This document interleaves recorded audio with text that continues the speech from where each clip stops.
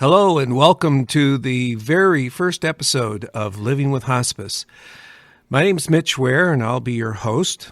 Come on in, grab a cup of coffee, pull up a chair, and let's get to know each other a little better. You might have noticed as you walked in a great big dog.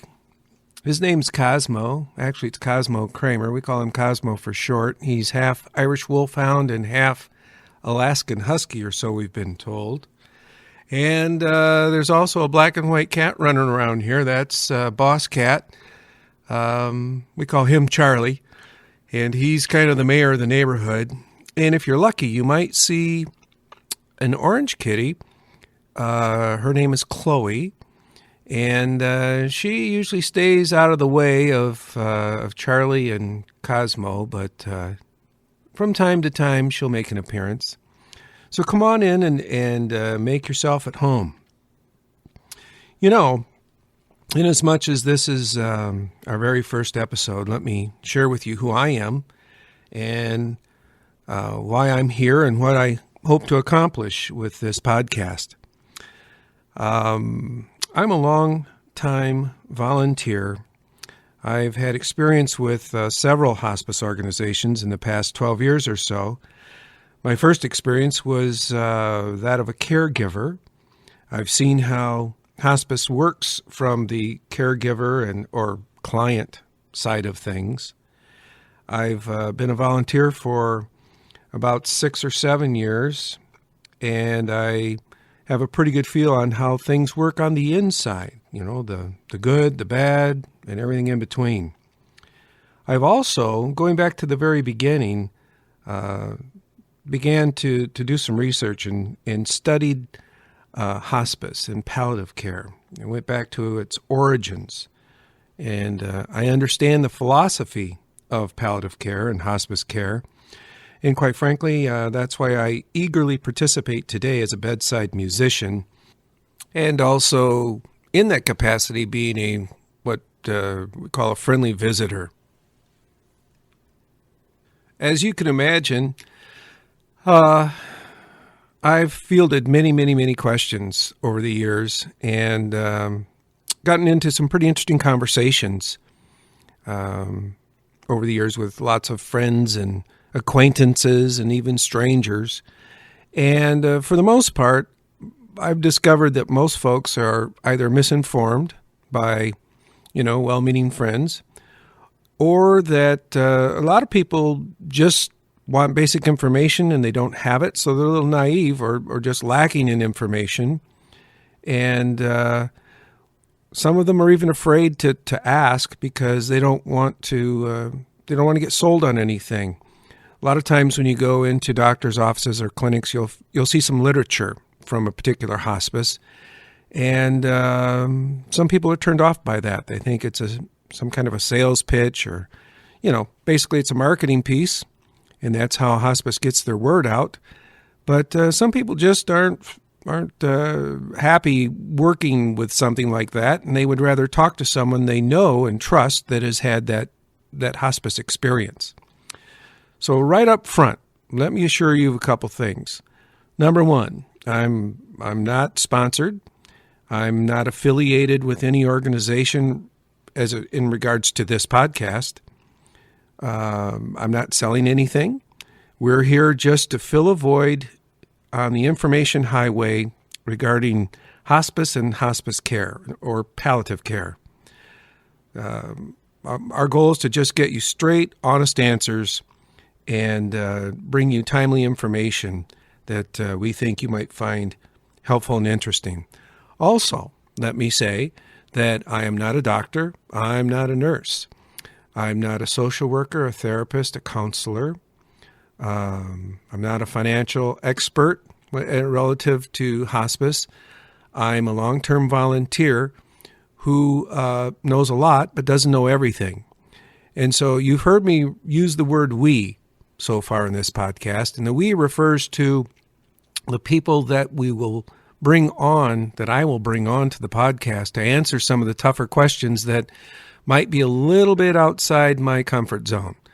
And there are some issues like that, especially when we get into the psychology of dealing with the emotions or the finances or the medical diagnosis, those types of things, we'll bring someone on who is a doctor or a nurse or a practitioner and allow them to give you the answers that you seek. Now, each episode is going to evolve around a specific topic. So you can do a search and find the topic that you want and go right to that episode. At least that's the way we intend to set things up. The mission of this podcast is to reach out to folks who are considering or who are maybe currently in hospice care. We hope to get to be a good source for you for good, timely information. At the end of each podcast, we're going to include a email address that you can use to write down your questions, and maybe if you want to send us a photograph or scan in a particular document or something and you're not sure how to proceed with a particular situation, just write it up, send us an email, and we will get the best answer we can to you as quickly as we can. Also in each episode, we'll probably have an interesting story. You're going to want to hear today's story, that's for sure. But we'll try to end each podcast with an interesting story of how hospice has made a difference in someone's life. And believe you me, we could do that all day long. We've got a million wonderful stories that I think you'll find encouraging and informative. We've set up these podcasts in sort of a logical order. And we're going to start at the very beginning. In the first few podcasts, we're going to talk about, well, what is hospice? How does hospice work? What is palliative care? Who pays for all of this? How can I pay for it if I don't have money? How can I pay for it if I don't have insurance? I'm not able to move my loved one from her home or his home into a hospital or a nursing care. Then what? And there's just the questions, there's hundreds of them that I've heard from people over the years. And we're going to tackle some of the more interesting ones and certainly the more common questions. And each episode, I think you'll find informative and hopefully encouraging and maybe even a little bit entertaining, especially if Cosmo or Charlie make an appearance, as they've been known to do when we have company in the house. Anyway, topics are abundant, and we want to cover the topics that you want to know about. We want to hear your questions. We want to know what's on your mind.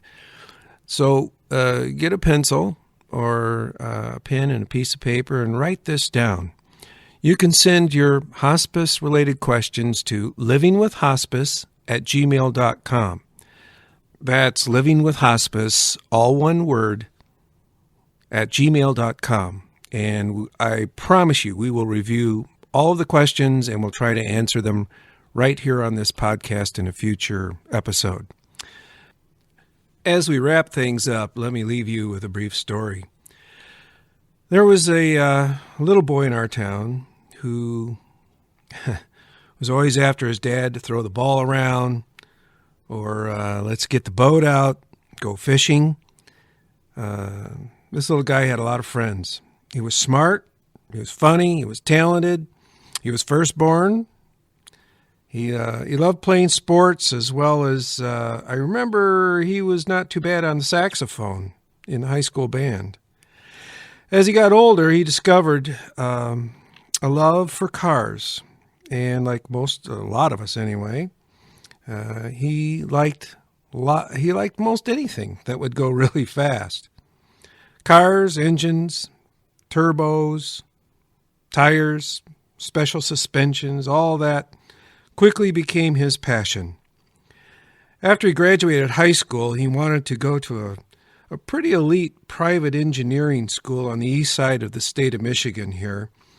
It's called Kettering University, formerly known, and you may know it as General Motors Institute. Inasmuch as he was involved in a lot of extracurricular activities in school, his grades weren't exactly up to snuff. Not really good enough to get into Kettering.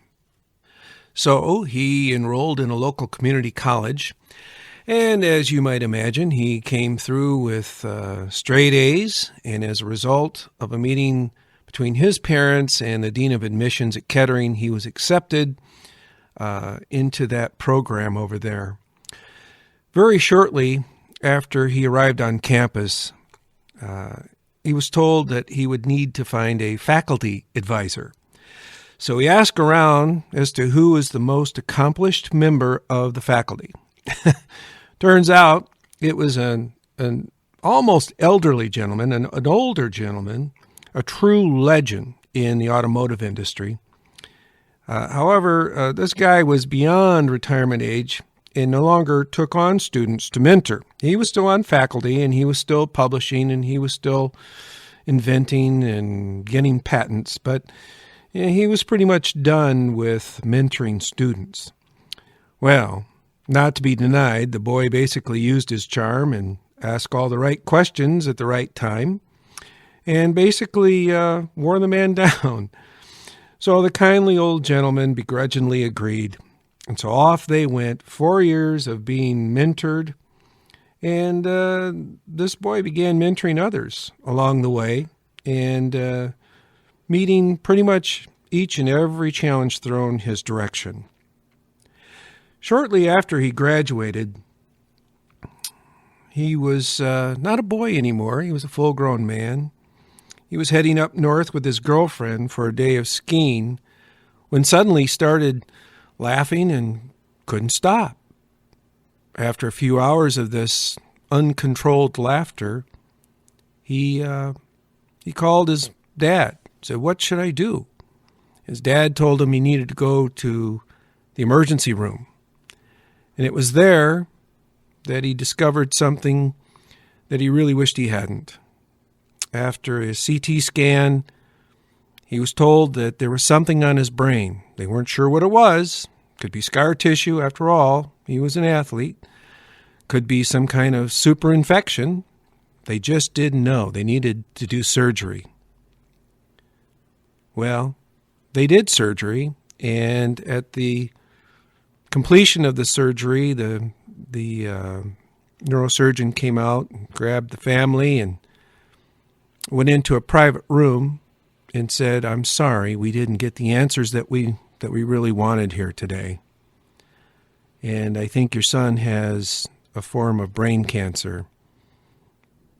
Further tests then revealed that what he had was called an anaplastic astrocytoma, which is a very rare form of brain cancer, especially for young men his age. The prognosis with that disease is about 6 months to a year.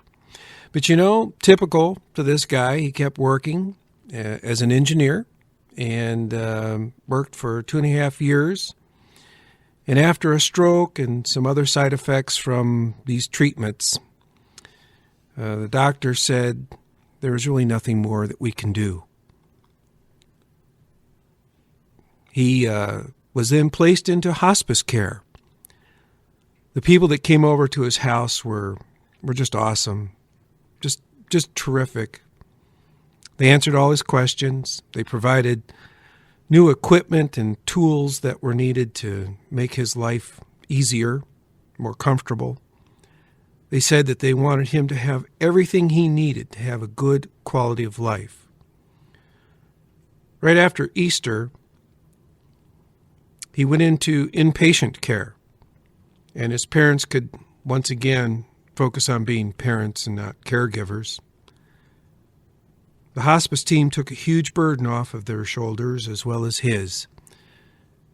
They put on a brave face for him, and, he put on a brave face for them too.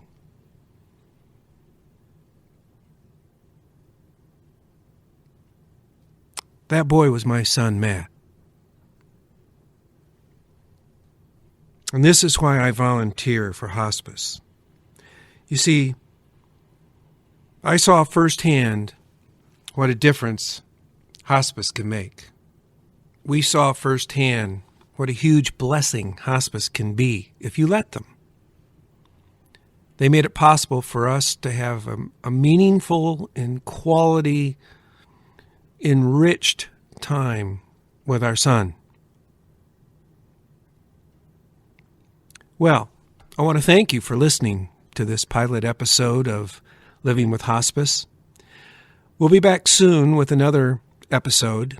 In the meantime, if you have any questions or comments, please drop us a line at livingwithhospice@gmail.com. That's all one word, livingwithhospice@gmail.com, and we'll try to answer your questions, and we certainly appreciate your comments.